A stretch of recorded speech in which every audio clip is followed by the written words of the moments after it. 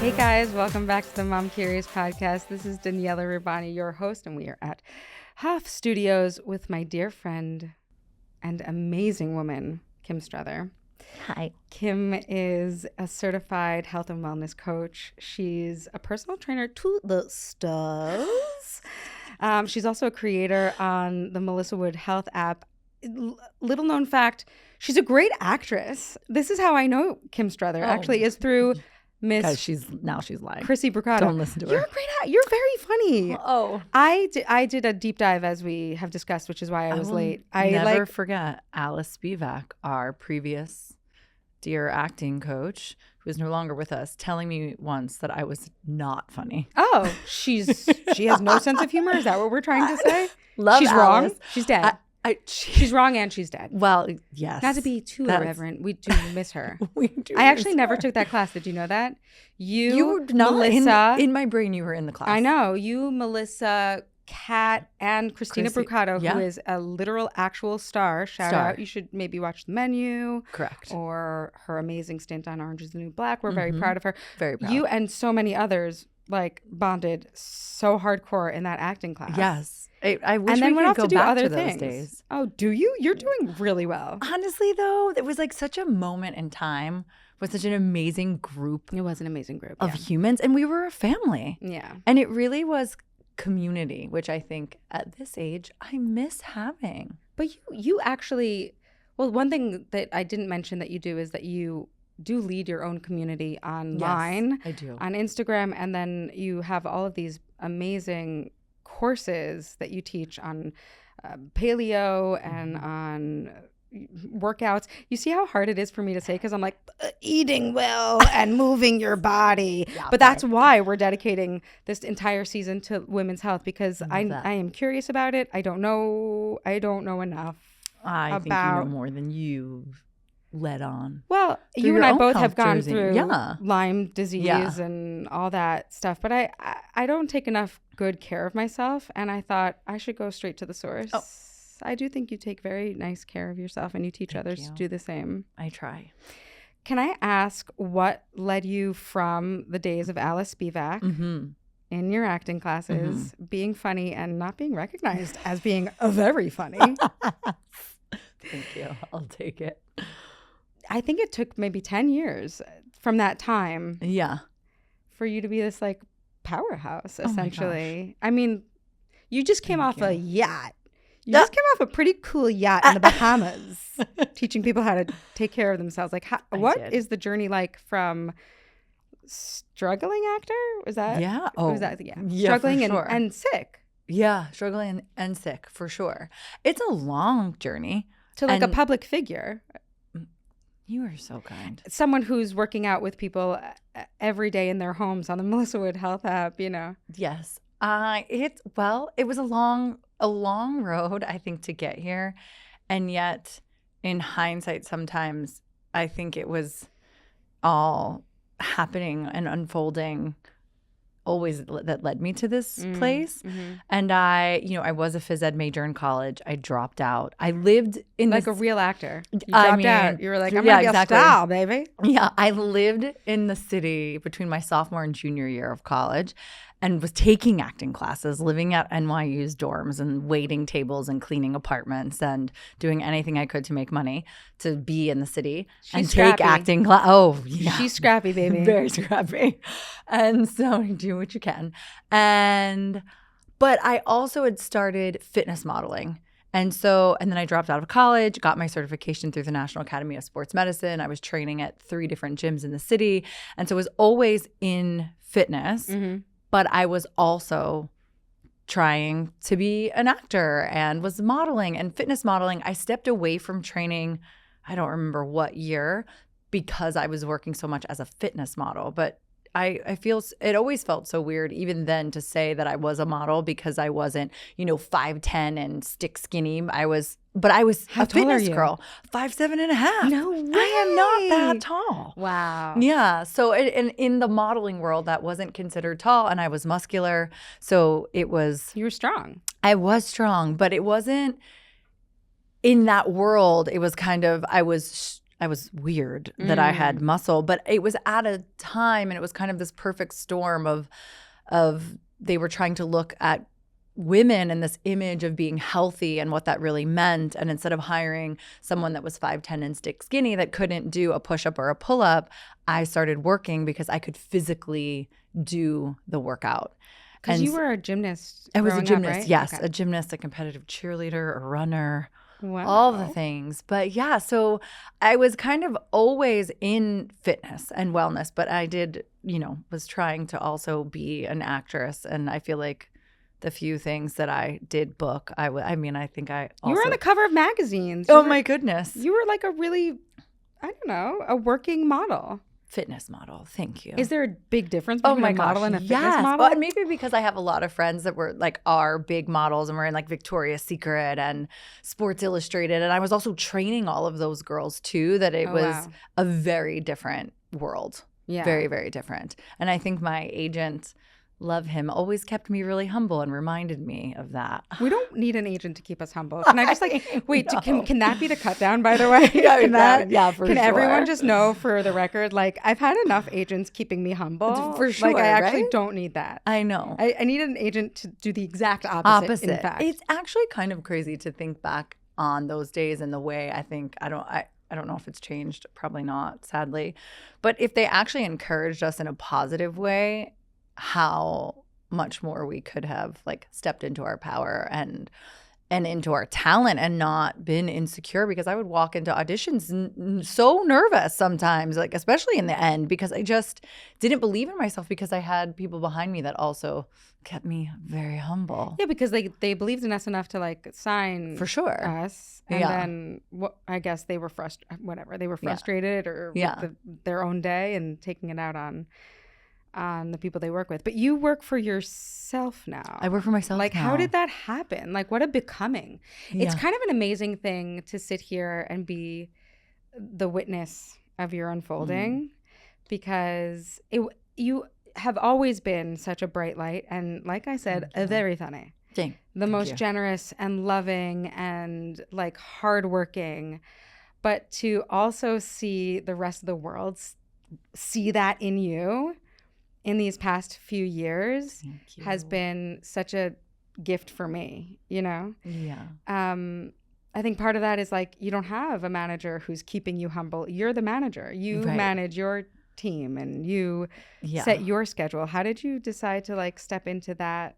It was such a weird moment. And I think the turning point was me coming out of Lyme and being super sick, going through a tough breakup, and deciding that I was going to just move to Los Angeles. I moved to LA to get out of New York. I felt like at the end of my Lyme disease, granted I had lost a lot of weight, I wasn't feeling well. Modeling kind of was stopping for me in New York. I was losing clients left and right. I went through this breakup, and I remember I had a manager at the time for acting that like also dropped me, and it was like every door was slamming in my face. Yeah. And I remember I was on the subway going to look at an apartment because I thought I was going to move to Florida for the then boyfriend. I remember that then boyfriend. That boyfriend. And we're still friends. We've come a long way. I'm so glad. And and so like love him as a human. Oh, good. But then as a boyfriend, it was not the thing. Not the thing. So it was just like every door was slamming in my face, and I was kind of like, I feel like New York is literally pushing me out. And something had to change. And I think ultimately, again, in hindsight, it was I needed to change. And moving to LA was interesting because I moved thinking, oh, well, I'll just continue to model and I'll continue to act, because it was the only other place in the country that I could really go to do that anyway. And it's what I was doing for so long. So it was like, that was just the obvious next place to go. Totally. Moved to LA and quickly realized through a lot of terrible meetings with agents and managers, and granted, I quickly had a modeling agency there because I had one even before moving, but the pace of LA was so different. And I was like, oh no, I need to pay my rent like yesterday. Like Actually, yeah. And so I got a job at Barry's Bootcamp. I went threw myself back into fitness. And if I can go all the way back to even New York, as modeling was kind of coming to an end, I had opportunities to teach on other fitness platforms. And I wasn't really ready to do that because I felt like if I was going back into teaching fitness, I felt like I failed as a model and as an actor. I really want to tease that apart.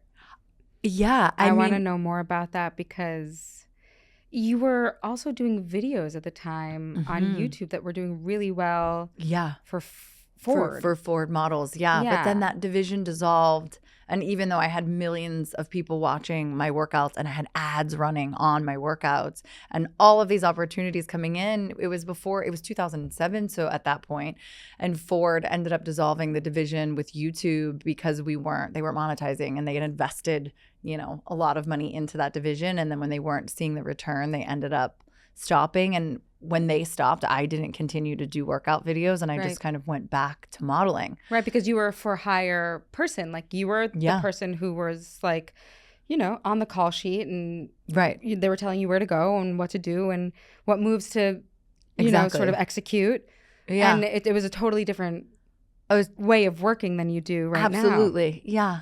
And so when I moved to LA and I realized that form of working was also not working in LA, I went to Barry's. Because you are a boss. Oh my gosh, that you. I don't know. Aren't you? Yes, I'm a boss of myself. I've taken your training classes, and in your bare feet. Yeah, right. Sorry about that. No, I loved it. But I didn't. Did I not have sneakers? I think Why was I not? I think wearing you came sneakers? to work out and you didn't bring sneakers. That was dumb. No, it was great. I was wearing these huge platforms because I didn't want to take a picture with you and look like a small person. Stop that. That is a possibility. That could have been my thinking. That said, I have been trained by you, and you really you know how to lead. Thank you. Yeah. Yeah. And so you stepped into that. So I stepped into that, and really I kind of had to get over my own ego of feeling like a failure. Can we talk about that? Because I can really get into that. Yeah, let's talk about it. And I can't be the only one. Sometimes I feel like when I am bogged down by those feelings, I'm like, I can't be the only one. We need to give voice to it. So can you tell me more about, you didn't want to step away from acting and from modeling because you felt like a failure if you had? Yeah, I did. I felt like I was working so hard for so many years towards something. And then when it really was kind of stopping on its own, and I couldn't, there was nothing you can do in that position, right? Yeah. I mean, it's such an interesting industry that you can try as hard as you want, and it could just not work out. And it could not work out. And that was happening. And I felt like I failed. I felt and maybe you didn't fail. You had I didn't, no, but at the time, a stepping stone towards something totally different. And what if we just admitted sometimes we do fail? Oh my gosh. By the way, flat on my face often. And I feel like I've failed more than I've succeeded, but it's all the failures that teach me something and then lead me to the place where I can succeed. And so I'm so grateful for all of those moments of failure. And what's crazy to me in hindsight, and I also remember going to LA at one point, I was actually, The Biggest Loser was renewing. Jillian Michaels. We're really on this yeah, train. we're going way back. And I had auditioned, and there was a few years where I was up to be on The Biggest Loser, but then Jillian Michaels would renew as she should. And then I didn't get it, and I went out to my agents in LA, and the hosting division wanted me to move to LA for hosting and for fitness. And I said to them, well, I'm an actress, so I'll move to LA if you can promise me that I can also be with the legit side and go on acting auditions. And they literally laughed in my face, and they were like, well, we're the hosting division. It's completely separate, and we can't promise you that. And you should move here for hosting. And I because you're really good at hosting. I don't know, but I was like, okay, I'm not going to move here. Wow. And I got up and I left the meeting, and that agent chased me down the hallway. His name was Steven. And he was like, Kim, the path of least resistance, fitness is literally your life. And it has been like, what's working for you? Why are you fighting it so hard? And what's crazy, at the time, I was like, he doesn't know me. And I came back to New York, and I didn't move to LA at that point for hosting because I wanted to be an actress. And I also had a different boyfriend at that time who I think would have judged me for it. And I'm sure that played a part in it. I came here for love. You know, but it's so crazy because fitness has been my whole life. Like literally since you were little, right? Literally. And it has saved my life so many times. I don't know what I would do without it. It's been my safe place. It's been my meditative state. It's been my life. It's the one constant in my entire life. And so how I didn't see it for such a long time is kind of comical, but as we know, hindsight is 20/20. And I remember in LA driving home from a improv show that I was in, and it was terrible.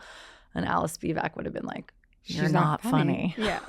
And so I remember driving home and I was like, I can't do this anymore. Wow. I can't do this anymore. And I need to 100% give over to just doing fitness. And I was also reading The Surrender Experiment. I'm going to blank. The same author as Untethered Soul. And now I'm now blanking on his name. I did read The Untethered Soul. Yeah, which, by the way, Beautiful. tried to read multiple times. I had to read The Surrender Experiment and then go back to Untethered Soul, and then I could digest it.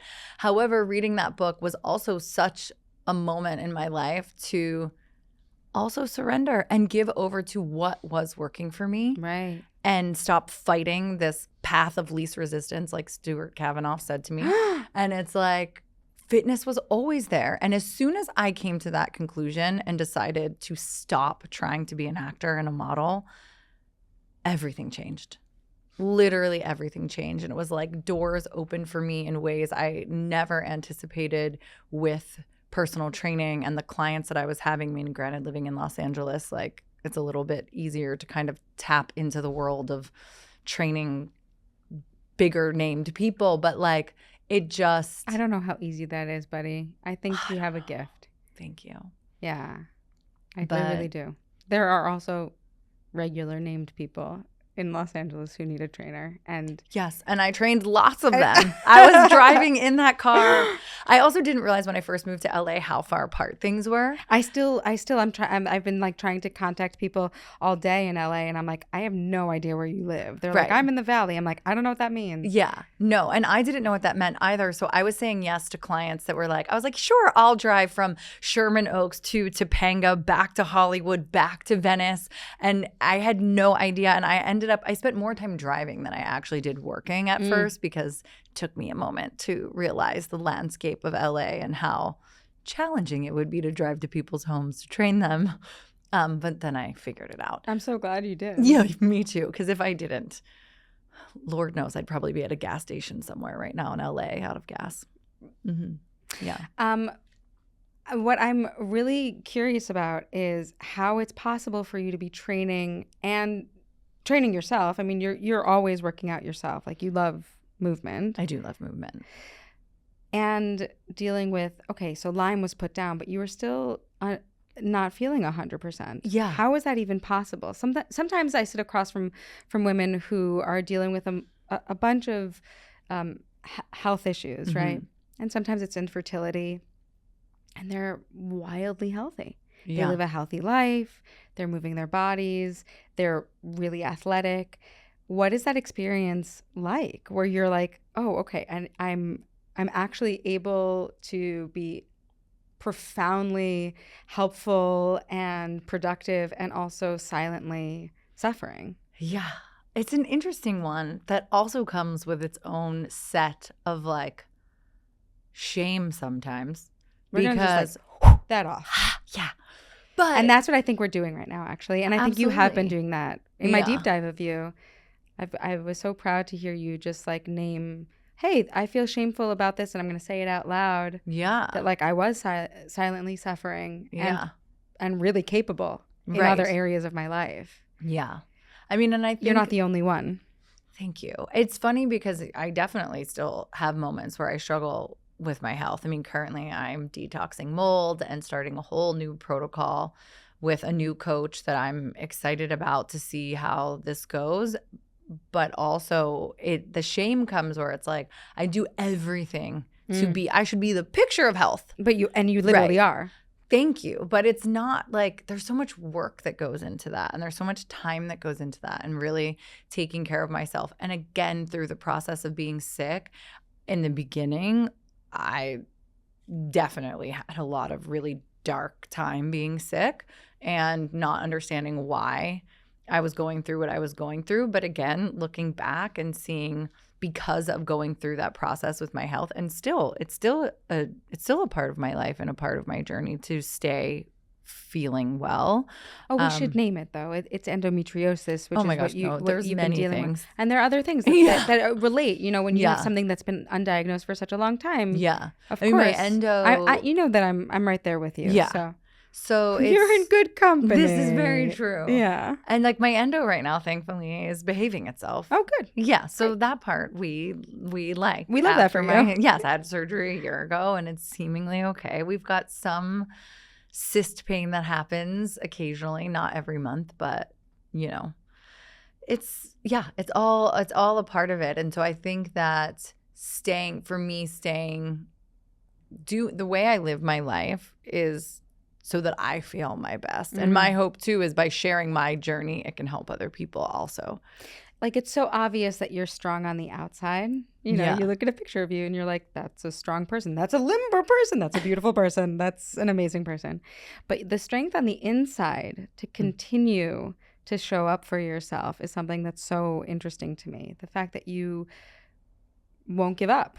That in fact you are getting healthier as the days go on, and that you'll continue to show up for yourself. How is that possible? Like, don't you ever feel like, I don't want to? I mean, yes.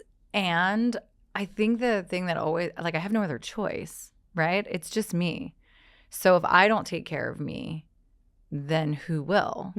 And I think I've always kind of known, and I guess when I was my most sick with Lyme, and again, I had some really dark moments there where I didn't know how to continue to live the way that I was living.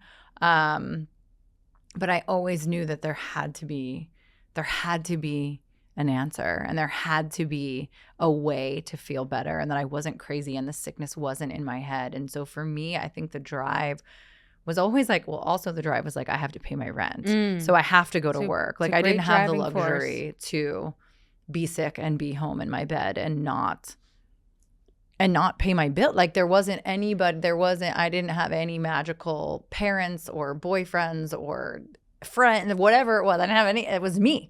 So there was no alternative. And so for me, that fight was survival. It was practical. Yeah. Yeah. And so thank God. Yeah. It's like how you say you're like, all of those challenges, I almost really thank God for them, because thank God you had to pay your bills. Oh my gosh. Thank God it wasn't like I can just sit in my bed and. Yeah. And I think and being strong, I kind of also attribute to my mom, because my mom is a fighter. Is she? Yeah. And like, you know, just growing up the way that I did, and in such a chaotic household with an alcoholic father, and she fought for us. And she, you know, worked a million jobs to make sure that there was food on the table and that we were taken care of. And so I think I learned that fight and that hustle from my mom. And so it was what I knew how to do. It's what I know. It's what I still know how to do. Sometimes I'm like, oh, would it be so nice to not like hustle all the time? And granted, sure, it's so different. My life has evolved so much, but I think there's that little fighter inside all the time. I think about that these days as a mom, where like I realize, oh, you had to go to gymnastics practice and like cheerleading practice. Like, who got you there? Like, oh my your God. mom. My mom. Do you know how much work that is? I mean, it's really incredible. I know I had the same experience that you did, where like those extracurricular activities really kept me out of the house, which was a good thing. Yeah. But someone had to get me there Yeah. and pay for it and coordinate it. Yes. Like, it's not nothing. Right. Yeah. Oh, I was like selling pizza and cookie dough. Oh, really? So you've always been also like in I was selling pizza and hustle. cookie dough to pay for gymnastics. Really? And I was cleaning office buildings with my mom. You really from do. the age of 11. I have to say that. You really are so neat. Scrubbing toilets is neat, everyone. You know? I don't want that for you anymore, but it was literally, it's neat. Your apartment is like It's immaculate. a problem. Why is that a problem? I mean, it's a little OCD, which I'm happy about. But like, it's very clean. It's so clean.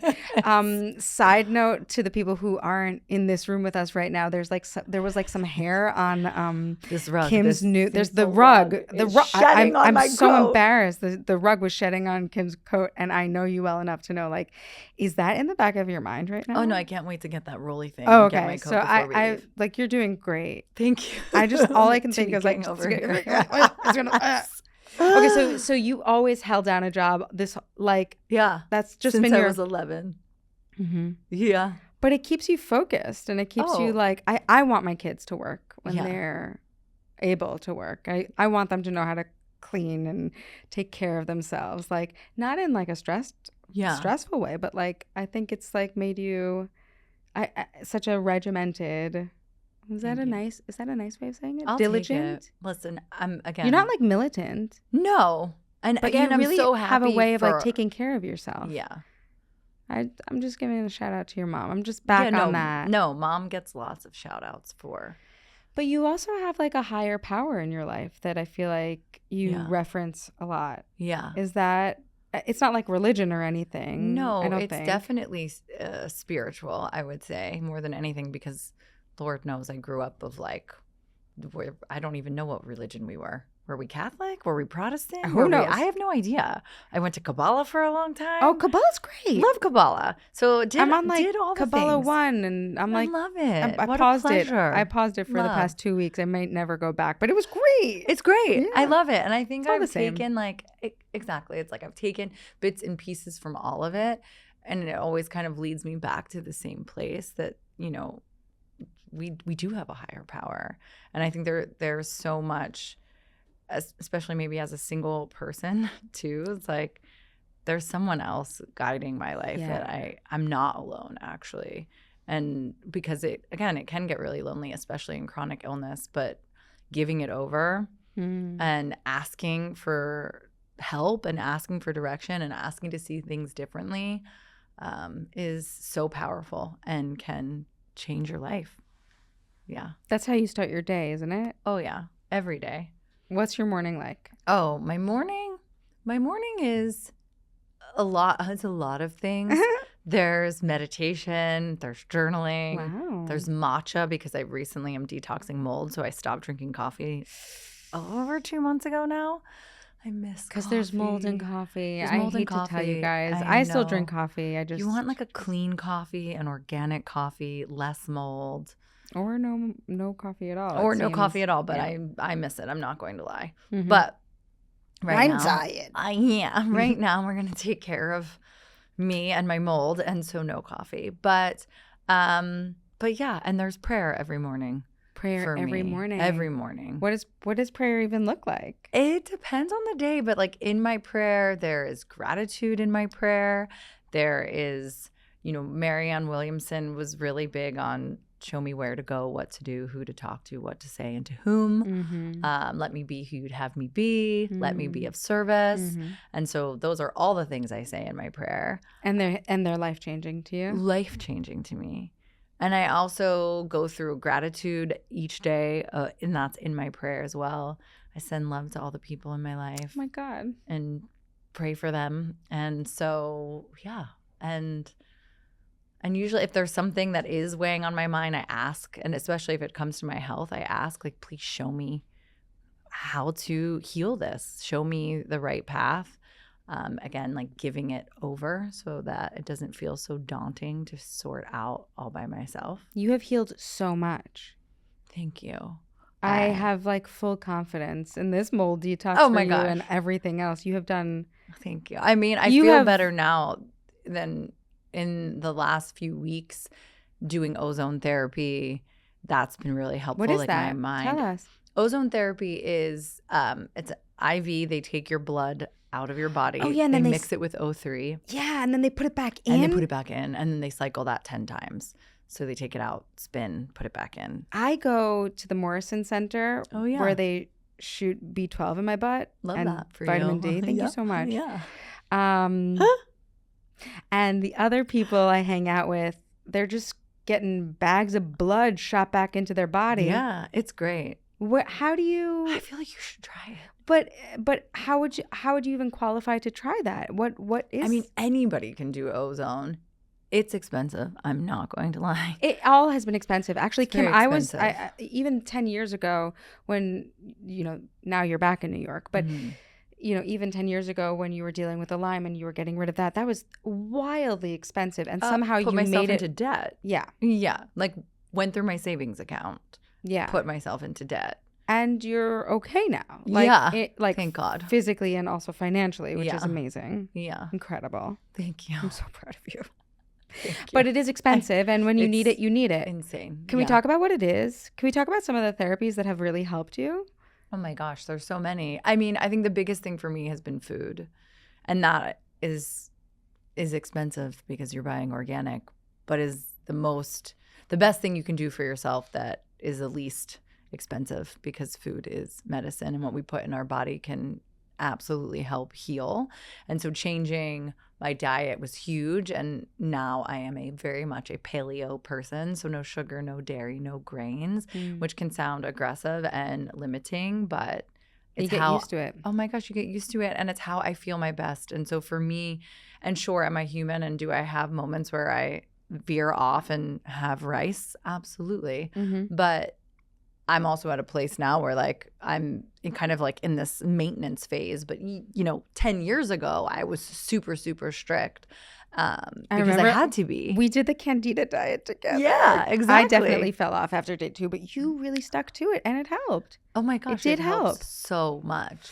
And so that food was the biggest piece, but oh my goodness, ozone, colonics, infrared sauna, Epsom salt baths. Epsom salt baths? Oh my God. What do? You take the hottest bath you can possibly handle I would put a half a bag of Epsom salt in there and sit for 20 minutes and try to sweat in the bath, and it just helps you detox. So such a huge piece of the healing journey. I also sat in front of this really weird light machine that is now called by Free Medica. Now it has a new name, the Nikki, right? Oh, by the way, but I used the Free Medica thanks to you. That's right. I misplaced it. No. I know. It's also expensive. I know, but I've been meaning to ask if I could borrow yours because it actually really worked. Okay. So it's this light therapy where you wear a bracelet and it just pumps light into your body. I'm not the doctor. I'm not the health and wellness person, but I did it. Yeah. And it fucking worked. Yeah, no, it was great. And I sat in front of the original prototype, which was a little tripod-y machine, and I had to wear weird UV glasses, and I would sit for, I can't remember how long it was at night, but I would sit in front of it every night. So I did. Can I borrow yours, by the way? Yes, you can. I'm so excited. It really worked. It felt like a jolt of caffeine without the jitters. Oh, there were some times where there were jitters, actually. Yeah, because you can have a little bit of die-off. Well, we're talking from the Lyme perspective, but anyone can use this, right? Anyone can use it, but if you're a healthy person, you don't need it. Okay, great. Yeah. Okay. Save yourself. Okay. Save it for me. Exactly. Okay. What else? Oh my movement. Gosh. Oh my gosh. But movement. But when I was feeling the worst, I wasn't really moving that much. I mean, yes, really? I would walk. Oh my God, I couldn't work out. I was so tired. But the food piece, the meditation piece, the gratitude piece, again, all for free. And I think that's what Louise Hay's book, You Can Heal Your Life, was such a game changer for me. And of course, I had people telling me I needed to be grateful or find the silver lining, and I wanted to be shut the. Yeah, they didn't understand. They didn't understand, but it was it actually was what I needed to hear. Oh yeah, because that negative loop, which I don't know if you remember. Of course, I remember that we were driving upstate, to that cute little house. I have a picture of us with Moose. Knives in the kitchen with Moose. Your dog, my Moose. doggy. And my dog, Bernardo. Yeah. Rest in peace. I know. Rest in peace. Love them. But we were driving upstate, and I don't know how you and I were in the back of the car and somehow started talking about those little negative voices in your mind. And you were the first person that ever spoke it out loud. Oh, really? Yeah. And because I was like, I thought I was the only one that had that. Wow. Yeah. And I never heard somebody talk about it. And I remember we talked about 5-HTP, and you gave me 5-HTP that night. Yeah. And did it help the next day? Yeah. I was like, oh, my brain is quiet. Yeah. So it's an amino acid that essentially is serotonin. Yeah.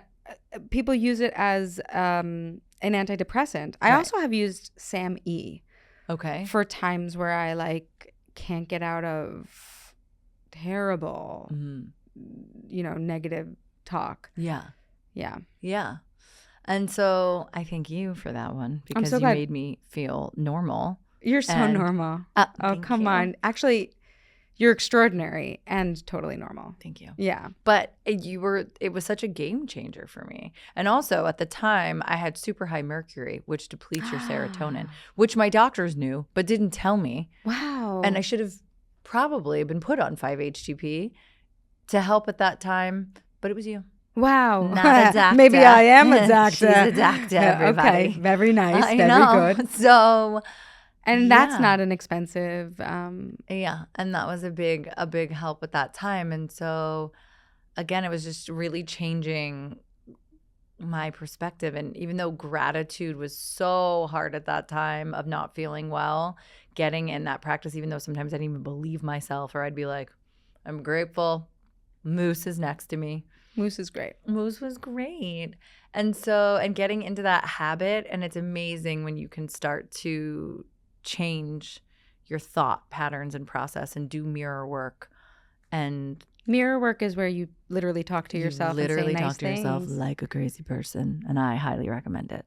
You just look in your own eyes, yeah, and you say the nice things. You say the nice things. And granted, in Louise Hay's book, and certainly you can Google this too, and like you can find a symptom that you're having, and then she gives, different affirmations for that specific thing, which was beautiful and necessary. Do you work with your clients this way? Like, I know that you... It depends on what they're going through, because everybody's so different. Yeah. But you do these like at-home retreats, right? Yes. With our beloved Jess Crux, who's a fan favorite here on the Mom Curious podcast. She's amazing. Yeah. So the two of you head out to someone's, and you've done this by yourself, obviously, for many years, but recently you've added the nutrition. Once I met Jess, which was weird because we met in Central Park at a concert. Oh. Yeah. Wait, is it one of those like dance? It wasn't her Daybreaker one, but it was some other weird concert in the park. And we were dancing next to each other, and we were like, do we know each other? And that's how we met. I love that. Yeah. And then I got to know her and what she did. And I was like, I am bringing you on one of these retreats. And I always tell her that I manifested her. But I kind of did. Yeah. You're magic. You do it. I do have crystals. I mean, so many crystals. So many. Okay. So you go on these at-home retreats. Yes. Which I've been thinking I should just call them private retreats at this point, because I think in-home retreats is so confusing. It's like a weird name, but in-home retreats, at-home retreats, just a retreat. It was in-home Bootcamp when I originally started it. I've never even heard of it. So clearly, did you just make this up? I fully made it up. Ah, it's great. It was great. So you go to someone's house. Yes. What is it? How does it go? Because I had a client of mine in LA who had her second baby, and she wanted to get back in shape after the baby, but she didn't want to leave her kids. She didn't want to go to a retreat center for a week or 2 weeks, right? Totally. And they also lived kind of up in the hills, and it was kind of a pain in the ass to kind of go down into Santa Monica to go to a class. So, and I was training her at the time, and she was like, would you move in with me and give me a retreat at the house? And I was like, what? She needs a kickback. I mean, I just feel like totally. She gets 20%. Okay. And so that's a lot. I find 10. Oh God. And so I kind of was like, well, this is crazy. And she wanted 6 weeks. And so I was like, how do I step away from, I was teaching at Barry's at the time. I had personal clients, and I just took a weird leap of faith on that one and decided to quit. Wow. Told my other personal clients I was taking a pause for 6 weeks, but quit teaching group fitness. And I moved in with them for 6 weeks and created my in-home retreat or in-home boot camp or however we want to call it. And yeah, they had a chef at the time. So I worked with their chef to create a meal plan. Granted, I also had my client do blood work and see what was going on exactly with her. I trained her prior, so I knew her whole health history and movement she liked and didn't like. And I created a retreat experience. We were meditating, we were journaling, we were doing yoga, we were doing workouts. Granted, we were in LA, so we were hiking all the time. We even got rollerblades. Don't ask, don't judge. But hey, if a client loves something that gets them moving and outside, we do that thing. Wow. Yeah. And so we did that thing, and we rollerbladed, and we were infrared sauning. We would go for cryotherapy. We did all of the things And in the she was there comfort. for her kids. And she was home for the kids. Yes. And they were also waking me up at 6 a.m., which was sometimes I think she would actually send her son. She'd be like, you know what? Go wake up Aunt Kimmy. And because I was like, You are really good with kids, which is unfortunate for you, I guess. I think it's different when they're your own, maybe, and they're waking you up. Because when they're not yours and they wake you up at 6 a.m., I was like, this is not a part of my job description. No, it's not. But I just roll over. My husband takes care of them in the morning. I'm not a morning person. Yeah, neither am I couldn't get here for a 12 o'clock recording of my own podcast. Neither could I. I've been trying to get you on this show. 5 minutes late. I've been trying to get you on this show for literal years, and who does that? I'm not a morning person. No, I'm not an afternoon person. I'm not an evening person. Shut up. Yes, you are. You thrive in the afternoon and evening. Oh, thank you so much. I really do appreciate that. Yeah. Okay, so she would send her kids up at 6 a.m. to wake me up. To wake you up. Yeah, because if she's going to suffer, you're going to suffer along with her. And I did. And you did. And I did. And that's Suffered how it started. really well, though. Oh. It was a nice The private chef was great. Yeah, it was wonderful. And now you bring your own private chef. Now I bring my own chef, which is Jess. Yeah. Her which food is wonderful. Is it delicious? It's delicious. Yeah. So that was about 5 years ago now? When I started with my first client, I think that was 2017. Oh my God. Yeah. Oh, good for you. Yeah. So you've been doing that ever since. Yeah. And you do take them through all of this. I do every day, and every the day spiritual stuff, the strengthening on the inside. Absolutely, like just the one that we just did in the Bahamas. We were meditating, we were journaling, and it was huge. And then yoga is a big piece. Workouts. We also were snorkeling. Paddleboarding. Doing all the things. That sounds like. And then Jess was cooking, and we kept it paleo, which is my favorite thing to do. That's amazing. Yeah. I did a concert the other day, and the musical director, we were going over time, and he's like on his piano, and he's mouthing to me, "End it, stop, end it." And I was like, "End it." I just like gave so much of myself. End it, end it, end it. But I guess that's what your belly is telling us. It growls all the time. Okay, how do we get to experience some of this retreat goodness with you? Oh my goodness. In some capacity. Yes. Well, you could get real successful, get a yacht. Oh my God. Bunch of friends. And bring them down. Well, we could do that. So you could do that. You could do my and bring them down. Yeah. And I think like the best place to find what I'm doing is Instagram. And also my website, which my website is just my name, kimstrother.com. Mm-hmm. Not Struthers, by the way. No I S did at the think end. you were related to Sally. No, she has a U and an S at the end. Okay, different. So different. Not the same. Not the same. Yeah. Not the same Struthers. And so, or Kim Strother. Instagram. But on my website, I encourage people to just sign up for the newsletter if you want to know when I have retreats. I have a retreat next week, which it's not an in-home retreat. No, it's at a hotel that's 90 minutes north of the city called Wildflower Farm. So that's Monday to Wednesday next week. But it'll probably be too late by the time we air this. So sorry. However, if you sign up for my newsletter, I'm always popping on when I'm doing other retreats or events that people can attend. Great. So that's one way in which to work with me in person. I also have the Paleo Path which is my I know it well. Yes, my new nutrition course, which is a 4-week course. We've got 15 or 17, I keep messing that up, video lessons that walk you through the program. It's an odd number in the teens. It's an odd number in the teens. And there's over 60 paleo approved by me recipes, a suggested meal guide if you really want to plan out each and every meal. I'm a more like free-flowing, what do I want to eat in this moment kind of person. But we also gave the structure if you want the meal guide. And there is also journaling prompts. There's meditation. There's movement suggestions on how you should be moving your body. So there's a lot that comes with the program other than just the food piece. And then this month, if people join by January 30th, I'll be doing 2 Q&As during the process with everyone on Zoom.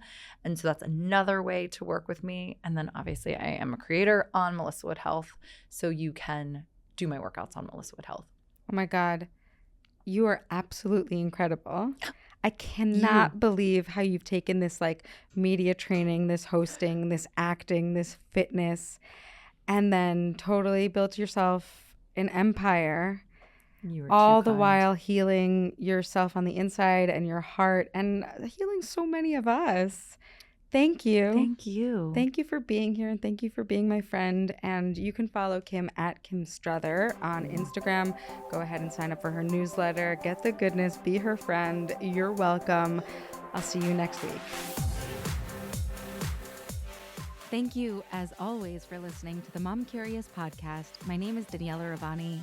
I am your host, and I would love to continue this conversation at Daniella Rabbani on Instagram. And if you'd be so kind to rate and review, share this podcast, I would be just really grateful. Catch you next time, every Tuesday on the Mom Curious podcast, produced by Hoff Studios. You can find them at Hoff Studios on Instagram as well. All right, have a great day.